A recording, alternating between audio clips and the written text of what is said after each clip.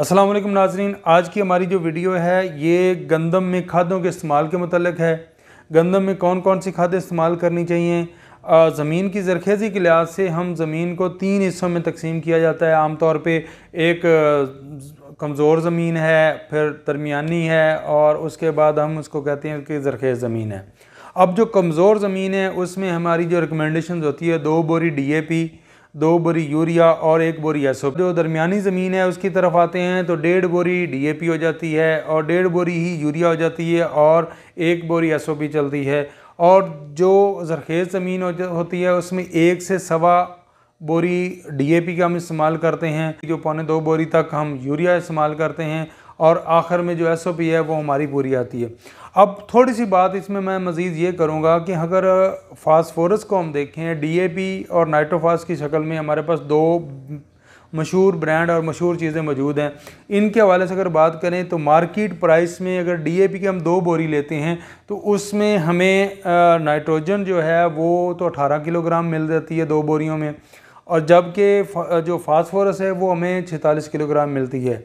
अगर हम दूसरी बात करें नाइट्रोफास की, तो नाइट्रोफास में कि अगर हम 4 बोरियां उस जगह पे लेके आते हैं 40 किलोग्राम हमें फास्फोरस मिल रही है और उसके साथ साथ हमें जो 22% है उसमें नाइट्रोजन है। तो अगर उस हिसाब से बात करें तो 44 किलोग्राम हमें यूरिया मिल रहा है। तो अगर हम इनका तकाबली जायज़ा लें तो इस वक्त ज़रूरत ये है, अगर हम देखें इकनॉमिक्स के हवाले से हम देखें और मार्केट प्राइस को हम देखते हुए डिसाइड करें तो नाइट्रोफास स्लाइटली बेटर पोजीशन में है DAP से।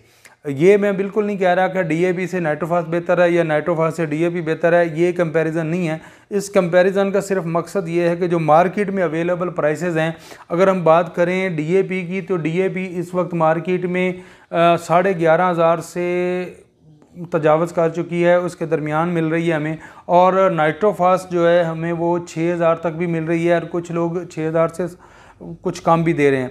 अगर हम तसव्वुर ये कर लें कि DAP भी 24,000 की 2 बोरियां बन रही हैं और नाइट्रोफास की भी 2 बोरियां 24,000 की बन रही हैं, तो इस सूरत हाल में भी DAP डालने के साथ साथ हमें यूरिया ज़रूरी डालना पड़ेगा। 2 बोरी वो हमें लेते हैं तो 5,000 का वो यूरिया हमें ख़रीदना पड़ेगा, जबकि नाइट्रोफास की शक्ल में हमें वो 5,000 का इजाफी यूरिया ख़रीदना नहीं पड़ेगा। वो नाइट्रोफास की 4 बोरियां अगर हम डाल देते हैं गंदम के एक खेत में, 2 किस्तों में डाल लें, नीचे 2 बोरियां डाल लें और 2 बोरियां ऊपर पहले पानी पे लगा लें, 3 नीचे डाल के 1 पहले पानी पे लगा दें, या सारी धान के जो अगर खेत है धान के बाद हैं तो वहाँ पे 4 की 4 बोरियां आप नीचे इस्तेमाल कर सकते हैं। लेकिन रेतले रकबे में नाइट्रोफास को इस्तेमाल नहीं करना। ऐसा रकबा जो कमज़ोर ज़मीनें ज़्यादातर हैं वहाँ पे ज़्यादा ये इस्तेमाल नहीं करना। ये दरमियानी ज़रखेज़ ज़मीनें और ज़रखेज़ ज़मीनों में अगर आप नाइट्रोफास इस्तेमाल करेंगे तो इसका ज़्यादा अच्छा रिज़ल्ट आएगा।